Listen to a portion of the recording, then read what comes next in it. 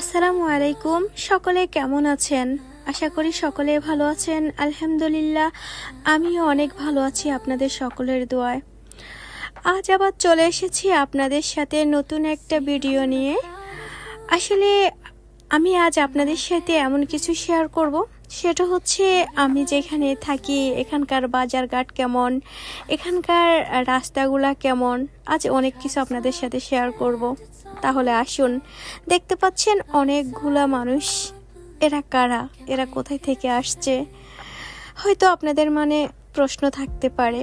আসলে আপনারা তো জানেন আমি গাজীপুর আছি, আর গাজীপুর অনেক গার্মেন্টস ফ্যাক্টরি, আর এই টাইম হলে গার্মেন্টস ফ্যাক্টরিগুলো ছুটি হয়। আসলে এদিকে তেমন একটা নয়, তবে যতটুকু দেখেছেন এর সাথে অনেক বেশি গার্মেন্টস ফ্যাক্টরি ছুটি হলে। তো আসলে আমি যেহেতু একা মানুষ, সারাদিন আমি আমার স্বপ্নের বাড়িতে থাকি, ওখানে কাজ হচ্ছে, ওখানে সারাদিন সময় দিতে হয়। দিন শেষে যখন সন্ধ্যায় আমি বাসায় ফিরে এসেছি, এসে যখন রান্না করতে যাব, তখন গিয়ে দেখি ফ্রিজে কিছুই নেই, মাছ মাংস। তো ভাবলাম এই টাইমে আসলে রান্না করতে হলে বাজারে যাইতে হবে, মাছ মাংস কিনতে হবে, তারপরে এসে রান্না করব। তো ভাবলাম এই সন্ধ্যার সময় আমি কাকে নিয়ে বাজারে যাব। তাই ভাবলাম আমি এক আপুকে বললাম আমার সাথে বাজারে যাওয়ার জন্য। তো ওনাকে নিয়ে আমি সোজা বাজারে চলে এসেছি। আসেন আপনাদের সাথে শেয়ার করি আজ কি বাজার থেকে নেব।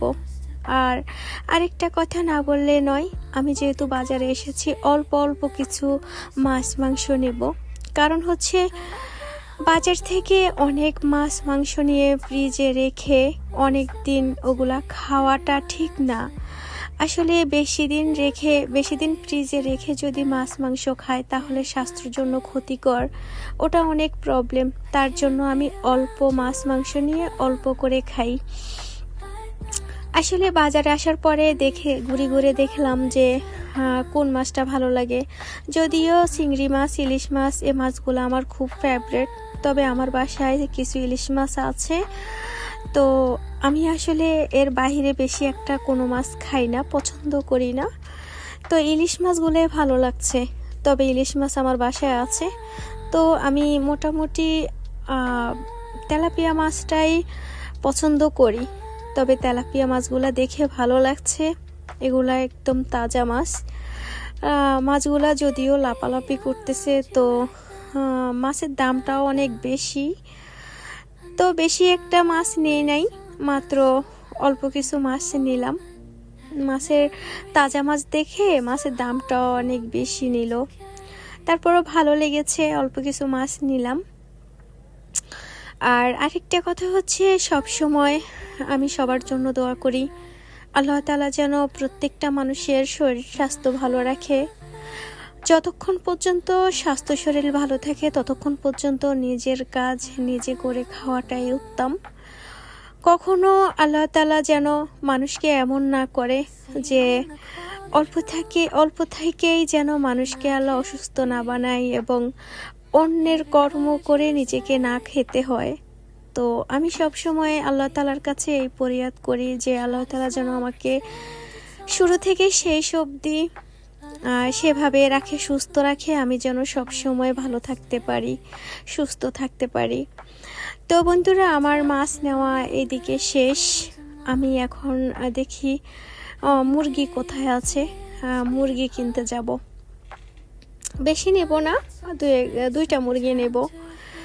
তো আসলে যেটা বলতে চেয়েছিলাম সেটা হচ্ছে সব সময় নিজের কাজ নিজে করা ভালো, কখনো অন্যের দিকে না তাকিয়ে থাকা ভালো। আর এটা আসলে সকলের পছন্দ কিনা আমি জানি না, তবে আমার পছন্দ এটা। আর আমি কাজ করতে ভালো লাগে, কাজ করতে ভালোবাসি, নিজের কাজ নিজে করতে অনেক ভালোবাসি। পৃথিবীতে সব সময় সকলের পাশে থাকে না, কখনো না কখনো নিজেকে একা হতেই হয়। আর আসলে আমার ফ্যামিলির বলতে শুরু থেকে শেষ পর্যন্ত জানি না থাকবে কিনা, তবে শুরু থেকে এই পর্যন্ত বলতে পারি আমার মা এবং আমার ভাইয়া, ওরা কিন্তু আমার পাশে ছিল, পাশে আছে। আজীবন থাকবে। যদিও ভাইয়া অনেক দূরে থাকে, তবে আমার ভাইয়া আমার টাকা পয়সা, শক্তি, সাহস সব কিছু দিয়েই আমার মা এবং আমার ভাইয়া আমাকে স্বস্তি দেন এবং তাদের কাছ থেকে আমি অনেক কিছু পাই। আর সেই জন্যেই আমার এত সাহস এবং শক্তি। আসলে মানুষের সাহসেই সব শক্তি যোগায়। তো বন্ধুরা, ইতিমধ্যে চলে এসেছি গরুর মাংস নেওয়ার জন্য। তো এখান থেকে কিছু গরুর মাংস নেব। আপনারা দেখতে পাচ্ছেন গরুর মাংসগুলা তেমন বেশি একটা ভালো না, হয়তো সকালকার, এখন তো সন্ধ্যা হয়ে আছে, তাই বেশি নিলাম না, অল্প গরুর মাংস নিয়ে চলে যাব। তো যেটা বলতে চেয়েছিলাম সেটা হচ্ছে, আল্লাহ তাআলা আমাদেরকে দুনিয়াতে দেয় এবং আমাদের পাশে থাকার জন্য কাউকে না কাউকে রাখে। তো ইনশাল্লাহ আমারও আছে, আমার ফ্যামিলিরা এখনও আমার পাশে আছে বিদায় আমি ভালো আছি। আর এই মুহূর্তে চলে এসেছি আমি কিছু গাছের দোকানে। আর গাছ দেখলে তো আমি একটু উদ্মত হয়ে যাই, গাছ আমার এতটাই ভালো লাগে। এখান থেকে আমি যেহেতু আমার নতুন বাড়ির ছাদে অনেক গাছ বুনেছি, অনেক গাছ রোপণ করেছি, আজ এই গাছগুলা দেখার পরে মনে হচ্ছে যে আমি এখান থেকে সব গাছগুলা নিয়ে আমার ছাদে আমি রোপণ করি। কেন যে এত ভালো লাগে গাছ আমি জানি না। আপনাদের কেমন লাগে গাছ রোপণ করতে? আর আমাকে অবশ্যই কমেন্ট বক্সে কমেন্টস করে জানাবেন, আমি আপনাদের কমেন্ট বক্সে উত্তর দেব। গাছ কেনা শেষ হয়ে গেছে, এবার চলে এসেছি, যেহেতু সন্ধ্যার সময় কিছু নাস্তা করতে হয়, একটা রেস্টুরেন্টে আসছি। এসে এখান থেকে কিছু নান রুটি এবং এক গ্রিল নিলাম, নিয়ে এখন সোজা বাসায় চলে যাব। তো আবারও সে গাছগুলা নিয়ে যে রেখে দিয়ে আবার রেস্টুরেন্টে গেলাম। আমি আবার ওই গাছগুলা ওখানে যাব, যে গাছগুলা নিয়ে আমি রিকশায় উঠে যাব। এখানে আমি গাছ নিয়েছি করলা গাছ, চিচিঙ্গা গাছ, বেগুন গাছ, টমেটো গাছ, মরিচ গাছ, স্ট্রবেরি গাছ, প্রায় অনেকগুলা গাছ নিয়েছি।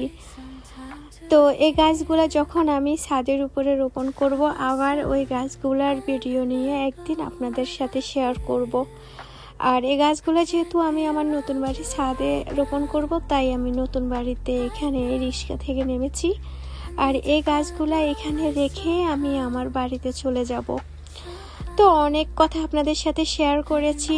সবাই ভালো থাকবেন, সুস্থ থাকবেন, সুন্দর থাকবেন। আজ এ পর্যন্তই। আল্লাহ হাফেজ।